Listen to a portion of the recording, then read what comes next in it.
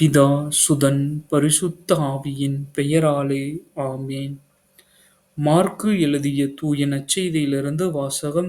அதிகாரம் 16, இறை வசனங்கள் 9 முதல் 15 முடிய. வாரத்தின் முதல் நாள் காலையில் இயேசு உயிர்த்தெழுந்த பின்பு, அவர் முதலில் மகதலா மரியாவிற்கு தோன்றினார். அவரிடமிருந்து அவர் 7 பேய்களை ஓட்டியிருந்தார். மரியா புறப்பட்டுச் சென்று இயேசுவோடு இருந்தவர்களிடம் இதை அறிவித்தார். அவர்கள் துயருற்று அழுது கொண்டிருந்தார்கள்.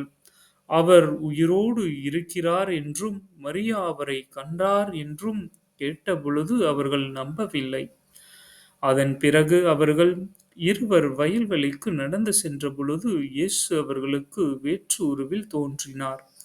அவர்கள் சென்று இதனை மற்றவர்களுக்கு அறிவித்தார்கள். அவர்கள் சொன்னதையும் சீடர்கள் நம்பவில்லை. இறுதியாக 11 பந்தியில் அமர்ந்திருந்த பொழுது அவர்களுக்கு இயேசு தோன்றினார்.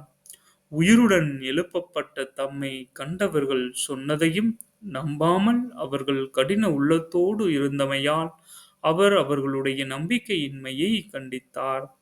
இயேசு அவர்களை நோக்கி, உலகெங்கும் சென்று படைப்புக்கெல்லாம் நற்செய்தியை பறைசாற்றுங்கள் என்று உரைத்தார். இது ஆண்டவரின் அருள்வாக்கு. இறைவா, உமக்கு நன்றி. அன்பு இயேசுவே, நீர் மரணத்தை வென்று உயிருடன் எழுப்பப்பட்டதை மகிழ்ச்சியுடன் ஏற்றுக்கொள்கின்றோம்.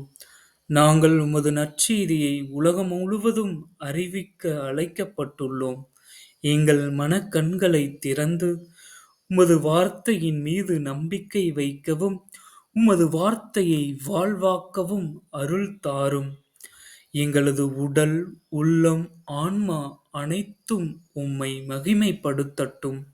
உமது பிரசன்னத்தை மற்றவர்களுக்கு பகிர்ந்தளிக்கவும் உமது திரு இரத்தத்தால் எங்களை கழுவி அருளும். பரிசுத்த ஆவியால் நிரப்பி அருளும்.